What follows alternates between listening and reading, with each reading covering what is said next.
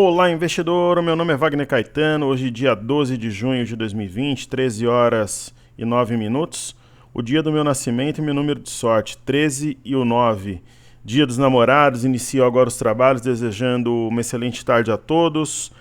Um ótimo final de semana. Nós temos uma tarde agradável, sol entre nuvens aqui em São Paulo, 28 graus.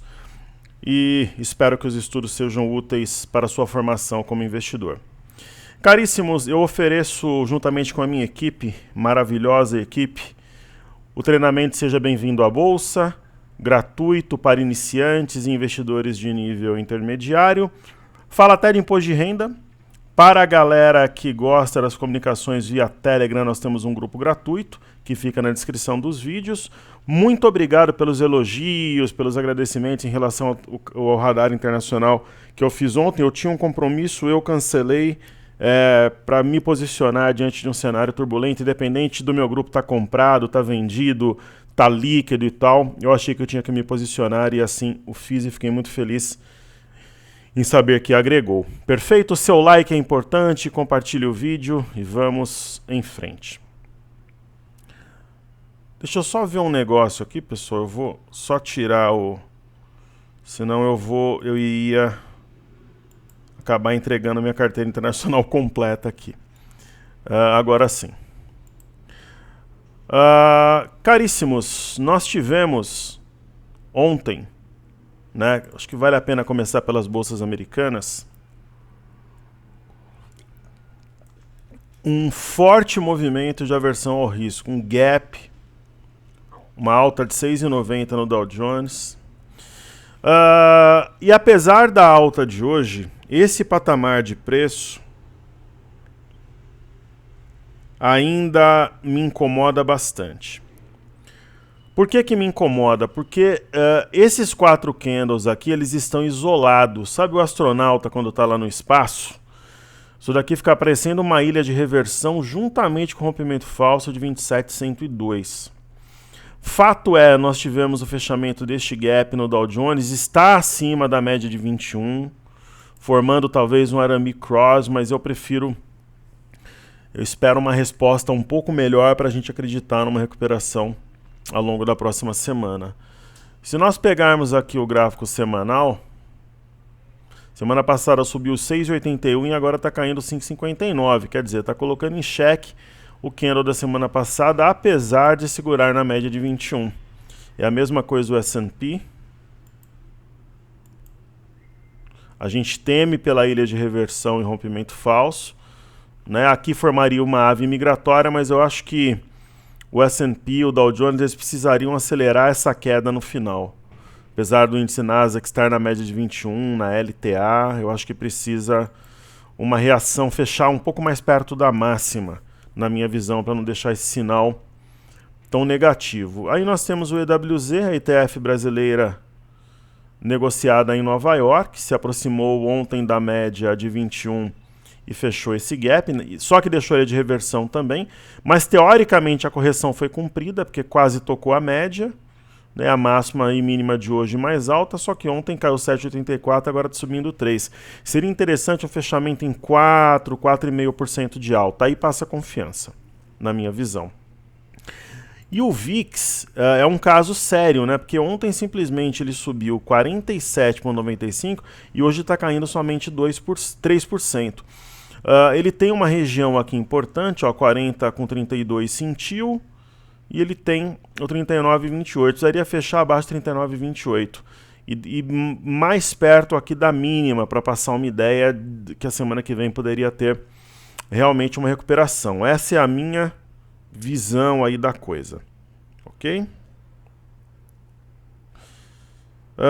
Então seria isso. Vamos ver como é que o Bitcoin reagiu. Bitcoin aqui em dólares. O Bitcoin ele nós teríamos sido estopados aqui na perda da mínima, né? E hoje eu acho que ele dá uma oportunidade de compra. Compra com stop abaixo da mínima de ontem. Simples assim. Aí nós temos o petróleo Brent. Ontem ele caiu 7,40, hoje está recuperando né? Mas veio, a alta é tímida, mas veio no topo anterior. Ó, topos anteriores 1, 2, 3. E é um sinal que eu acho que vale arriscar a compra com stop abaixo da mínima de hoje. O problema é que tem o final de semana. Aí, de repente, entrar com meio lote faria sentido. A mesma leitura no Crude Oil WTI. Aqui o gráfico distorcido. A gente põe o gráfico de 1 hora. Né? E no próprio gráfico de 1 hora tem uma situação interessante aqui. Dá para traçar uma linha de tendência e tal. Então eu acho que valeria a pena arriscar uma compra, pelo menos meio lote. Perfeito? Aí nós tivemos o minério de ferro fechou acima de 105 dólares na China, muito forte. A bolsa chinesa no gráfico diário nem fez barulho.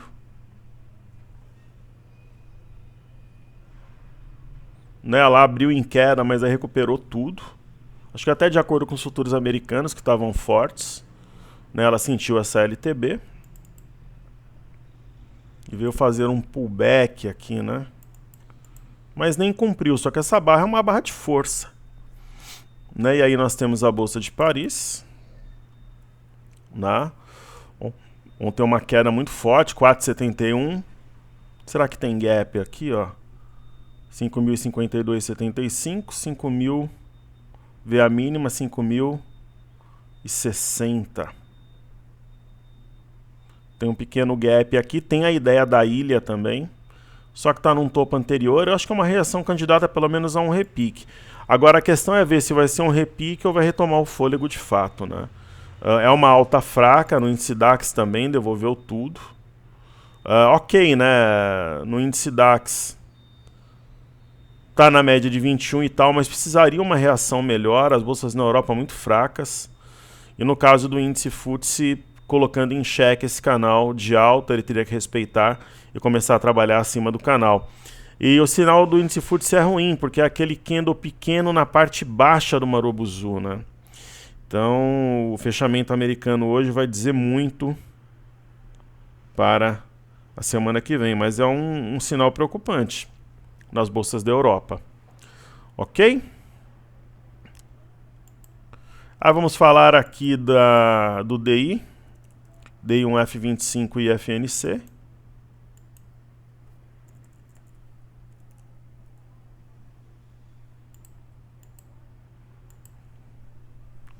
DI1F25 está cravado nessa região de suporte muito forte.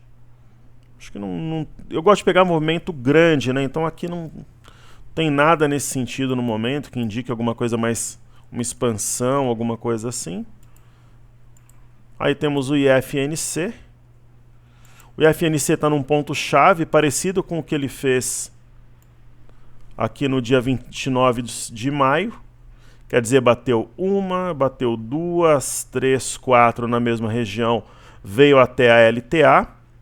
Professor, mas até a média móvel de 21 ainda é correção. Concordo, mas seria importante até pelo fato do mercado ter memória que ele segure aqui na CLTA. Aí vamos falar de bancos, depois Petro e Vale. Aí temos BBAS3. BBAS3, apesar da queda, opera sobre um topo anterior, que aqui também foi topo, né?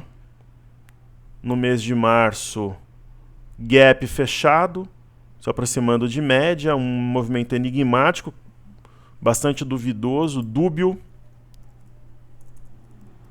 É que hoje, né, muita gente aí que é urubu, que fica torcendo para o mercado cair, às vezes até frustrado e tal. O pessoal estava falando em circuit breaker, eu tenho certeza que amanhã vai ter um circuit breaker, os comprados vão sangrar. Independente de eu estar comprado ou vendido, esse tipo de coisa é uma baixaria, né? Coisa de gente frustrada ou gente maluca. Em vez de ficar fazendo esse tipo de presepada, de postura de canalha, o que eu fiz? Eu cancelei meu compromisso à noite e vim gravar de forma imparcial, né? É lamentável ter esse tipo de profissional que tem voz aí no mercado, né? Uma baixaria, né? Vocês têm que escolher as pessoas físicas quem vocês seguem, né? Seguir um tipo de pessoa, não dá para dizer nem que é profissional, é lamentável, né? Então eu precisaria esperar o mercado abrir primeiro, de repente para quem está ali que dê oportunidade. Tem N situações, né?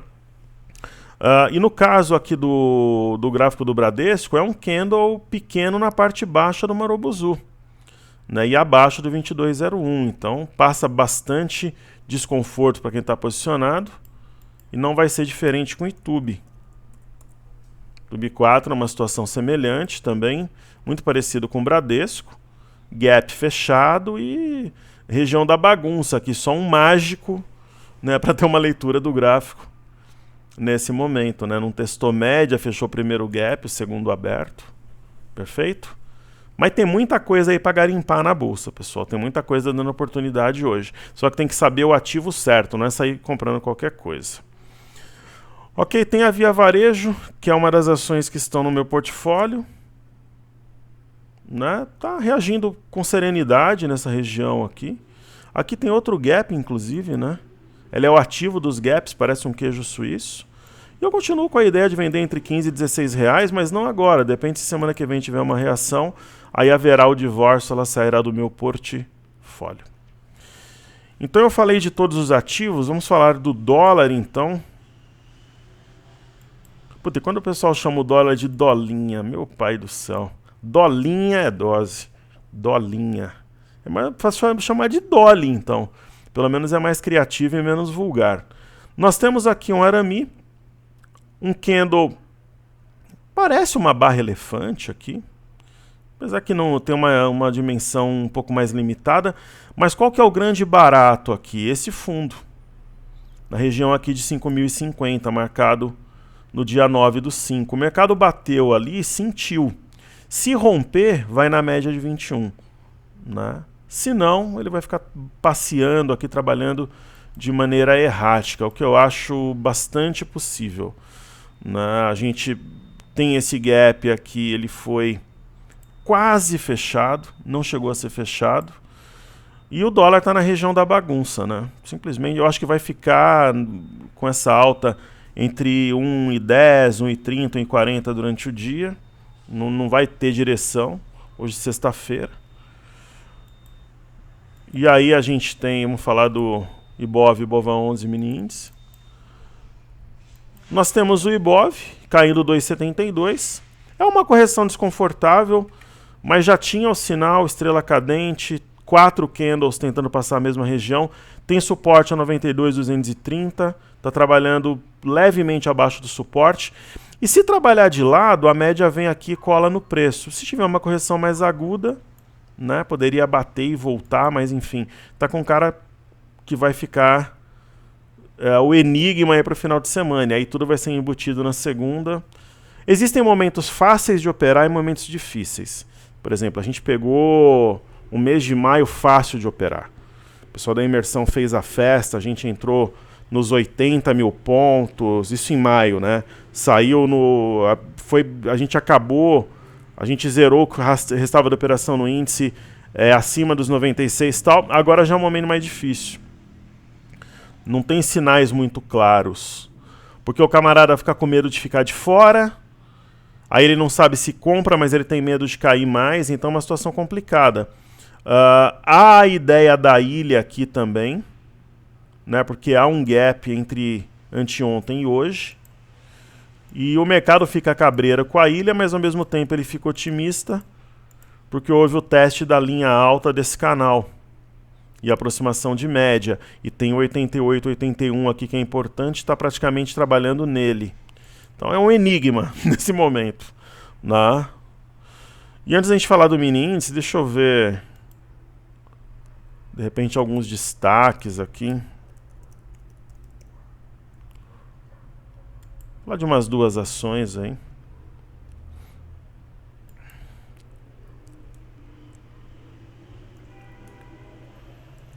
Deixa eu ver se tem algum recado aqui da minha equipe. Não.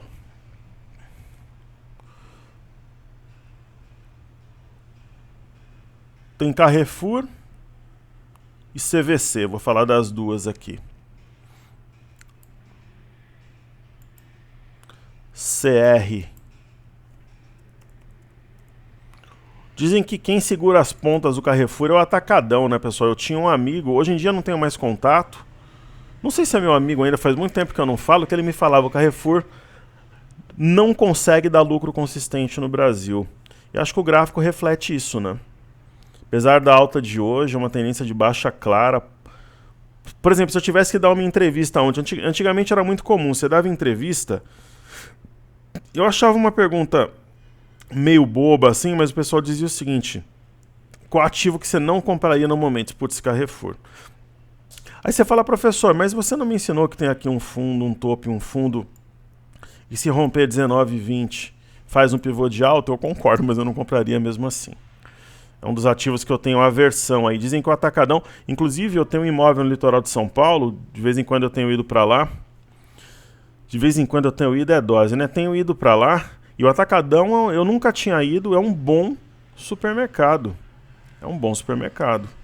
Tem uma relação, por exemplo, o açaí, para quem vai ao supermercado como eu, tem um preço excelente, mas putz, você falar que lá dentro é confortável não é, o foco é o preço, né? O pão de açúcar é mais confortável, só que tem um preço elevado. Eu acho que o Atacadão, ele tá ali ele tem um meio termo interessante. Ele tem bom preço, bom conforto, é espaçoso. Só na hora de passar no caixa, que é um mini caixa, você tem que ser um polvo ali para colocar e tirar os produtos. Mas em linhas gerais é muito bom, na minha opinião, o Atacadão, que faz parte do Carrefour. E aí nós temos CVC B3. Ela subiu pra caramba, ela foi no alvo, pessoal. A ideia da CVC era pegar o rompimento dos 15,48 e entregar no alvo, que nem a Petrobras a 22. Bateu no alvo, agora tem que aguardar, tal, ver o que faz aí o ativo. Ok? E aí falamos do mini índice pra gente finalizar. Eu não sei se eu vou gravar o radar hoje. Se eu não gravar hoje, eu gravarei amanhã. O mini índice está numa região chave, né, aproximando-se de média. Deixa eu ver se tem gap aqui, 94,270, 94,300. Tem um pequeno gap aqui, e a mínima foi 94,325, a máxima. Então tem dois gaps também. Então a gente tem aquela ideia da ilha, isso incomoda, isso faz com que o braço de ferro ele venha assim a favor da venda. Só que a memória é compradora, por isso que o momento é complexo e desafiador. Então você tem uma memória compradora versus uma suposta ilha de reversão.